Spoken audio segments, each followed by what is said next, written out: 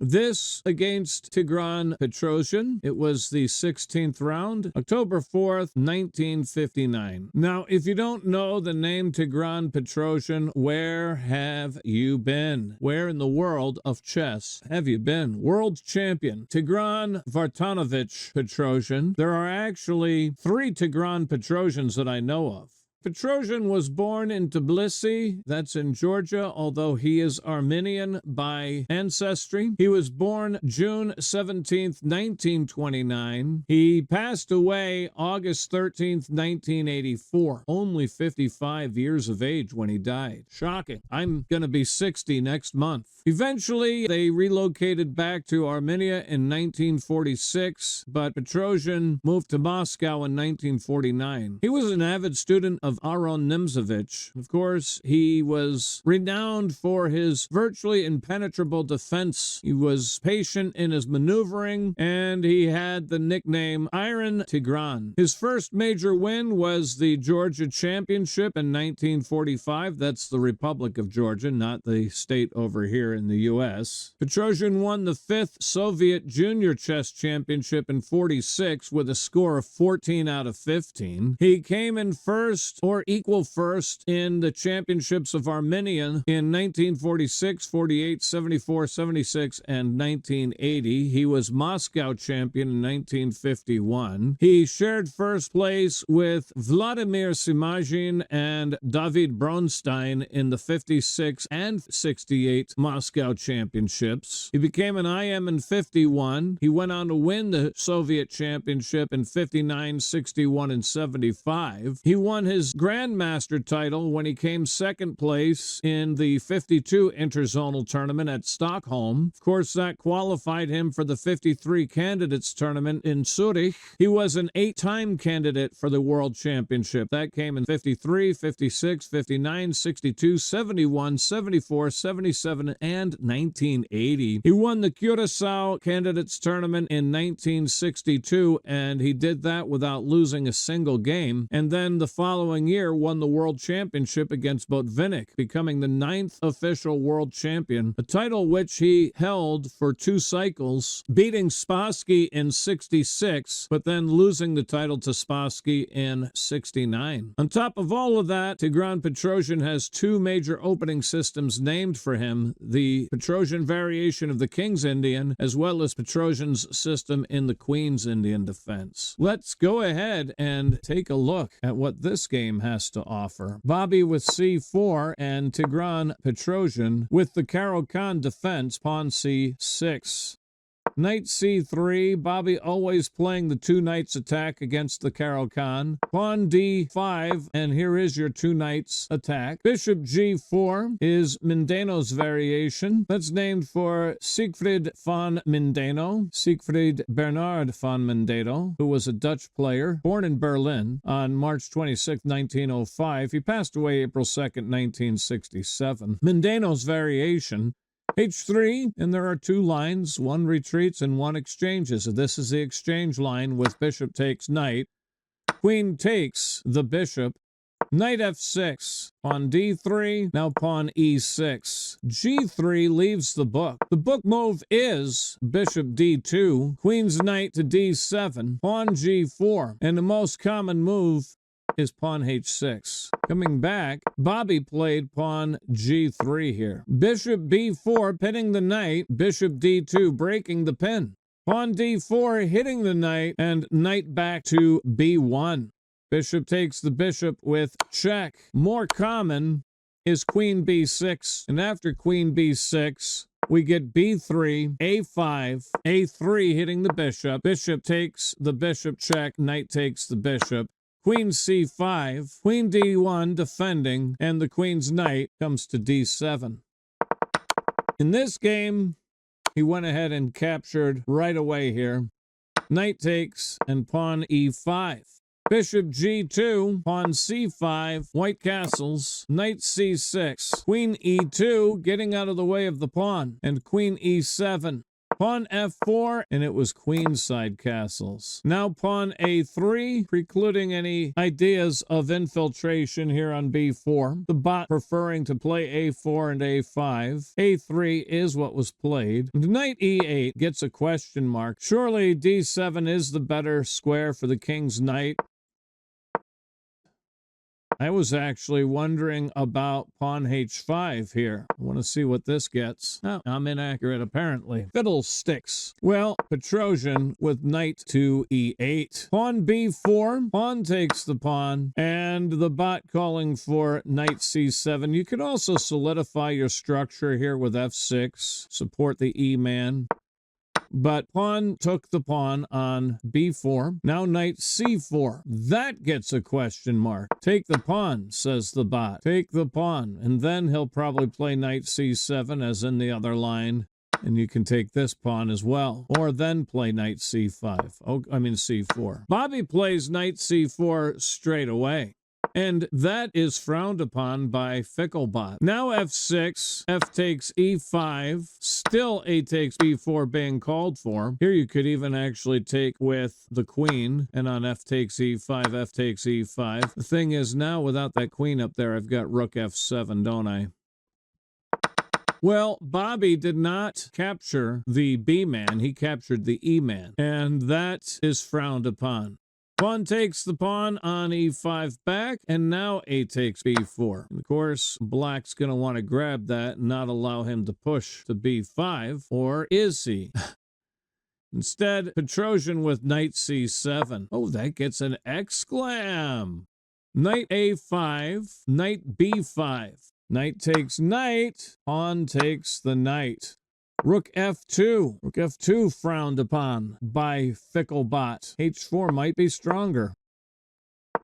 Rook f2 was played. g6. Bot calling for rook f8. You might also want to get the king up here. No, I thought that might be appropriate, and now the bot's saying you could also use your other rook. But I thought, you know, let's liberate these defenders of the pawns and use our king. We're going to want to get him in a better spot anyway.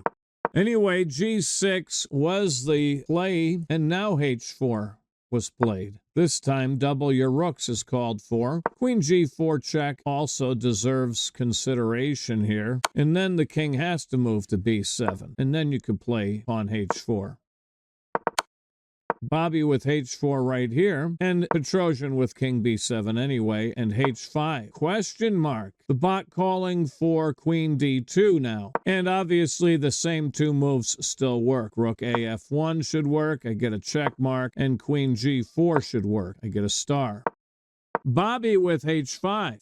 Queen takes the b-man, big red X, rook f7 check, king b6, now queen f2, pawn a5, and of course, that makes perfect sense, even though the bot gives it a question mark. I was bearing down on it with both rooks, and this a5 move brings it out of my king's rook's line of fire. Now, I know it was twice defended, but do you really want your pieces tethered to a pawn? And passed pawns are meant to be pushed anyway. So, even though the bot gives it a question mark, I find this move quite appealing. Now, queen b2, though, let's think about that. Queen b2 being recommended, that's quite a move. I'll have to move my rook. I don't want to defend the rook because queen c3. So instead, rook a4 is the move to play. Oh, and I did it again. I got to put the do-nots after the do's. Let's promote that and put the do-not in parenthesis. There we go. And then he's going to have to play a5 here anyway, won't he? Make sure I've got the line correct. Okay, so a5 was played. And now c4 hits the knight, and knight c3. Rook f1. Ooh, double question mark with queen f6 remaining equal. And then I'm gathering we just challenged these guys with the rook. I get an exclam for that. But since this rook is overworked, I can pick up this pawn. What? So much for my bright idea. I was thinking I could pick up the pawn because the rook is overworked. But now you don't want to take this pawn. You do not want to take that pawn. Ah, look, when I play the move that you shouldn't do, it tells me I should have played the move that I did chose.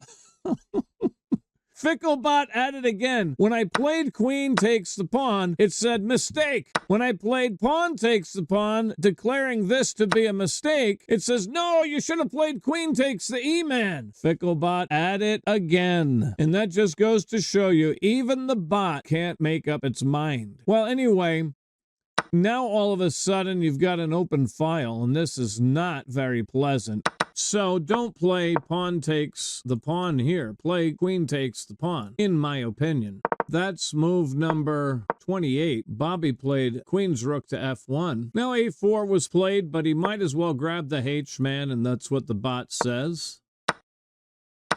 a4. Now queen f6, and that's marked inaccurate. Well, the bot calling for bishop h3, I'm thinking since he didn't take my pawn, maybe I should play pawn h6, and I get a star for this. Bobby with queen f6 here. Queen c5, that's also questioned with queen, defend this pawn here, but simultaneously challenge the queen. I mean, the pawn is defended here, but it's still defended here. But you're hoping for a queen trade here, which, of course, Fischer will decline. He'll play queen g7. And if you attack my queen, oh, yeah, you could try attacking my queen, but I have it Zwischenzug. I can give check.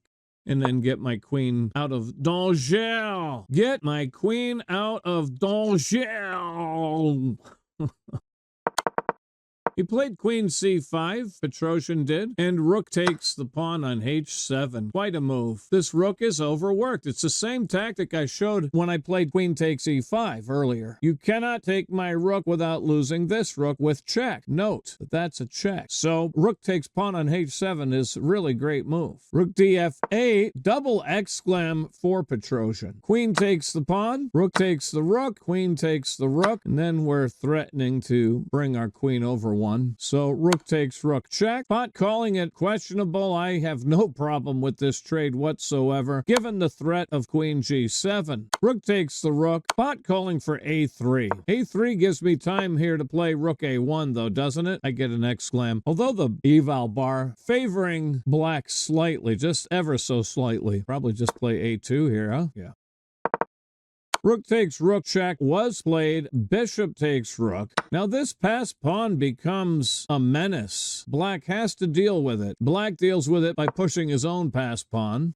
h6, and I'm going to play queen g8 and push to h7 given the opportunity. a2, queen g8, a1 promotes. h7. Now queen d6 is played. That prevents queen b8 check, and it also facilitates queen f6.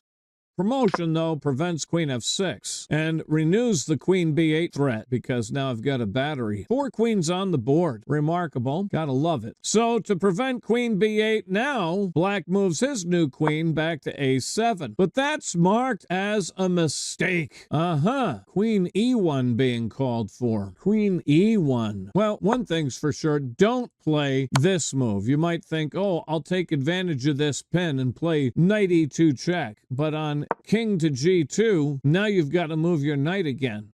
And then I'm going to get the aforementioned queen b8 check. And if king c5, I got a x-ray attack here, and I can capture that with check. Boom! The bot telling me I'm wrong. How could that be wrong?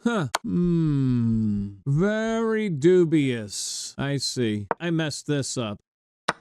Here, and now I can pick up the pawn free for nothing. Yeah, that makes perfect sense. I thought I was being cute and things got ugly. Anyway, don't play knight e2. It doesn't work. That was my main point. Queen a7, I thought it made sense to prevent queen b8. Bot says no, go with queen e1. Pawn g4 here, king c5. Queen f8, pinning the queen to the king. g5, a better move to control this square and advance the pawn. Queen f8 by Bobby. Now the queen a to e7, battery attacking my queen with his 2 queens. It's amazing. Queen a8 avoids the trade.